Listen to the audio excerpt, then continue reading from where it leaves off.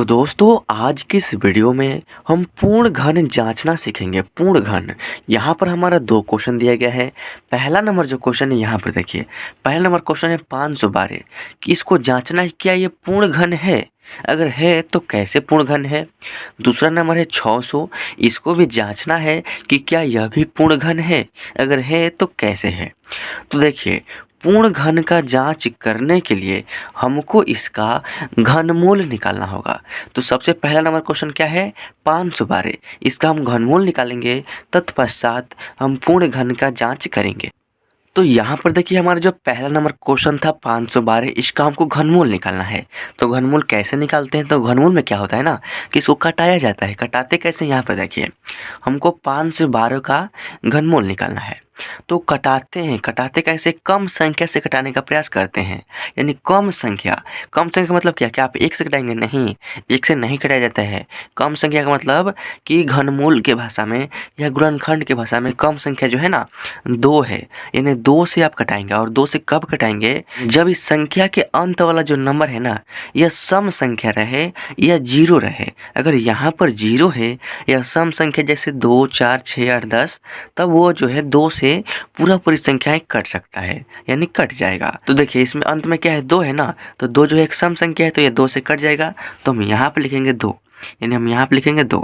अब देखिए, 2 से भाग करेंगे 5 में, तो 2 के पारा में 5 तो नहीं आता है, लेकिन 5 से थोड़ा सा कम 4 आता है ना 2 के पारा में। तो देखिए, 2 कम 2, 2 दूनी 4, 2 बार में 4 आएगा। तो ठीक इसके नीचे आपको 2 लिखना है। अब देखिए, 2 दूनी के 4, लेकिन यहाँ पर क्या है 5, तो इसमें से 1 बचेगा ना जी।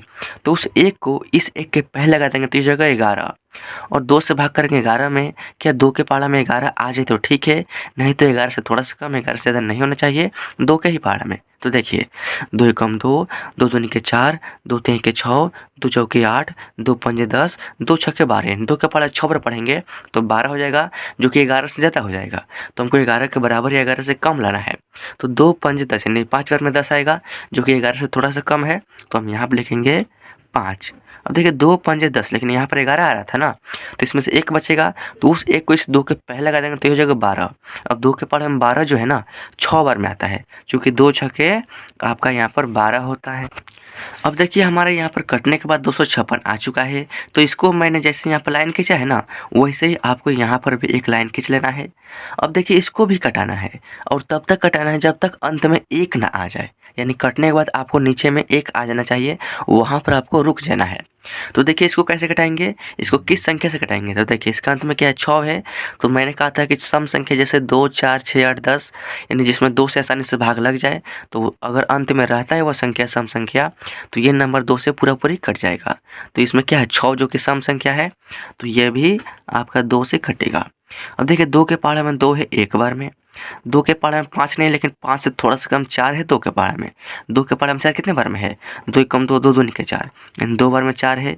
अब देखिए, ये क्या है 5, तो इसमें से 1 बचेगा ना, तो इस 6 के पहले का देंगे, तो ये जगह 16, और 2 के पारा में 16 जो है ना, 2 8 के 16, 8 बार में, समझ रहे हैं ना। अब देखिए, फिर इसको ऐसे घेर देंगे। अब देखिए, अंत में क्या है, 8 है, यह भी एक सम संख्या है, तो यह भी 2 से कट जाएगा। तो हम यहाँ पर लिखेंगे 2। अब देखिए, 2 के पारा में 1 तो नहीं होता है, लेकिन 1 और 2 मिलकर 12 होता है। तो 2 के पारा में 12 जो है ना, 2 6 के 12, 6 बार में आएगा। तो ठीक इसके नीचे आपको 6 लिखना है। अब देखिए, 2 के पारा में 8 जो है ना, 2 चौके 8, 4 बार में आएगा, समझ रहे हैं ना। अब देखिए, फिर इसको ऐसे घेरेंगे। अंत में क्या है, 4 जो कि सम संख्या है, तो ये भी 2 से कटेगा। 2 के पारा में 6, 2 3 6, 3 बार में, और 2 के पारा में 4, 2 दूनी के 4, 2 बार में। अब 2 जो है सम संख्या है, तो यह भी 2 से कटेगा। तो हम यहाँ पे लिखेंगे 2। 2 के पारा में 3 नहीं होता, लेकिन 3 से थोड़ा सा कम 2 होता है ना, तो 2 के पारा में 2 है एक बार में, तो इसमें से 1 बचेगा ना, क्योंकि 2 कम 2, यहाँ पर है 3, तो 1 बचेगा, तो इस 2 के पहले का देंगे, तो ये हो जाएगा 12, और 2 के पारा में 12 जो है 2 छक्के 12, 6 बार में आएगा। अब देखिए, यहाँ पर आपका 16 हो गया, तो ये भी 2 से कट जाएगा, क्योंकि अंत में सम संख्या है। तो 2 से भाग करेंगे 16 में, तो 2 8 के आपका 16 होता है। अब देखिए, 8 जो है जो कि सम संख्या है, तो 2 चौके आपका 8 हो जाएगा, और 4 जो है 2 से 2 दूनी के 4, और ये जो है 2 2 से यहाँ पर एक बार में कट जाएगा। यानी कटने के बाद हमारा अंत में यहाँ पर 1 आ चुका है और मैंने आपको कहा था कि जब 1 आ जाए तो वहाँ पर आपको रुक जाना है। अब देखिए हम इसका पूर्ण घन का जाँच करना है। क्या ये जो 512 है यह पूर्ण घन है? तो पूर्ण घन कैसे जाँचेंगे? तो सबसे पहला काम कि हम 512 का पूर्ण घन जाँच रहे हैं तो हम यहाँ पर लिखेंगे 512 और इसके बराबर में क्या लिखेंगे? एक रूट देंगे। इसके बराबर में एक रूट देंगे, एक बड़ा सा रूट। अब इसके अंदर में हमने 512 को जिन जिन संख्याओं से घटाया है उसको गुना में लिखेंगे।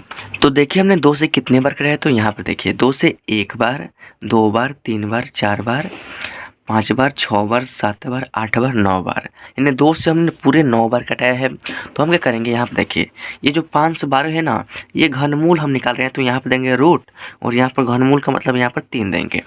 अब देखिए हम 2 से कितने बार घटाए हैं, 9 बार, तो 2 को गुना में 9 बार लिखेंगे तो यहाँ पे लिखेंगे 2 गुने 2 गुने 2 गुने 2 गुने 2 गुने 2।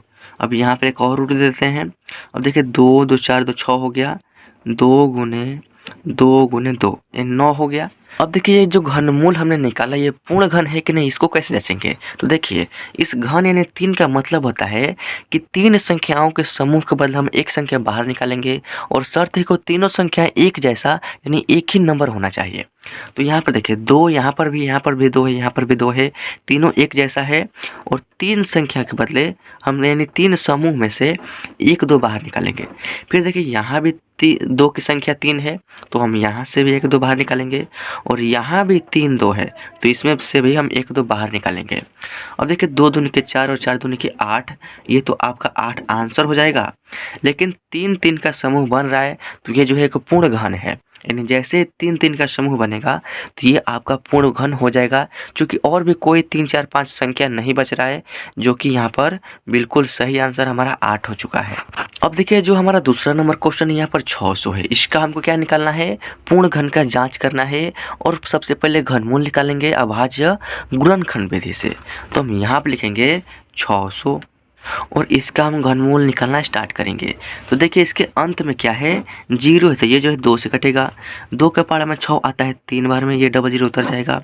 2 के पारा में 3 तो नहीं, लेकिन 3 से थोड़ा सा कम 2 है 2 के पारा में 1 बार में, तो इसमें से 1 बचेगा तो 0 को पहले कर देंगे तो ये जगह 10 और 2 के पारा में 10 आता है 5 बार में, ये 0 आपको उतार देना है।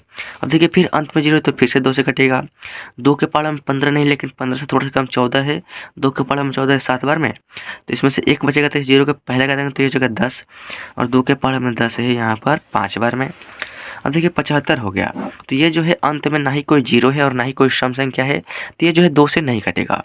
तो इसको हम 3 से घटाने का प्रयास करेंगे तो 3 से ये पूरा ऊपर ही कट जाएगा। यहाँ पे देखिए, यहाँ पे लिखेंगे 3, 3 के पारा में 7 तो नहीं है ना, लेकिन 7 से थोड़ा सा कम 6 है। 3 के पारा में कितने बार में, 3 दूनी के 6 2 बार में। अब इसमें से 1 बचेगा तो इस 5 के पहले लगा देंगे तो ये जगह 15 और 3 के पारा में 15, 3 5 15 5 बार में।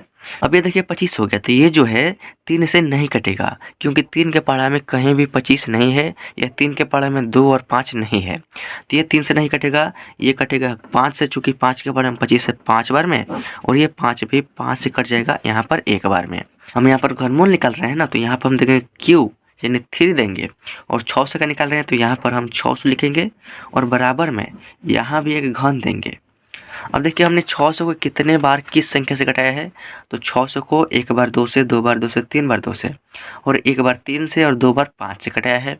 तो 2 से हमने 3 बार घटाया तो यहाँ पे लिखेंगे अंदर में 2 गुने 2 गुने 2। अब देखिए हमने 3 से 1 बार घटाया तो यहाँ पे लिखेंगे गुने 3 और 5 से 2 बार तो 5 गुने 5 लिखेंगे। समझ रहे हैं ना। अब देखिए जब इतना हो गया तो हम निकाल रहे हैं घनमूल।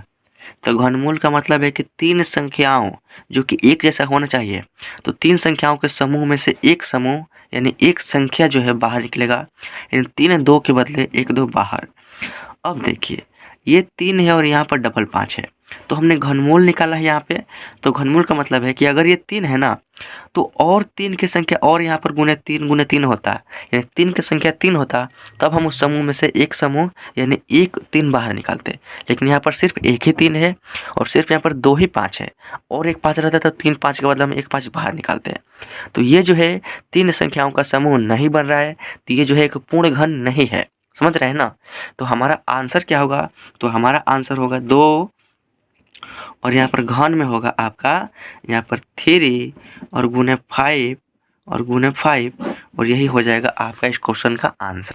तो दोस्तों आई होप कि इस वीडियो के माध्यम से आप पूर्ण घन को जांचना समझ गए होंगे और साथ ही साथ अभाज्य गुणनखंड विधि से घनमूल निकालना भी सीख गए होंगे।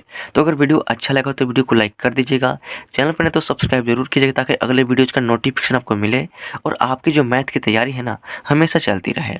तो मिलते हैं आपसे किसी और नेक्स्ट वीडियो में किसी नेक्स्ट टॉपिक के साथ। तब तक के लिए जय हिंद, वंदे मातरम।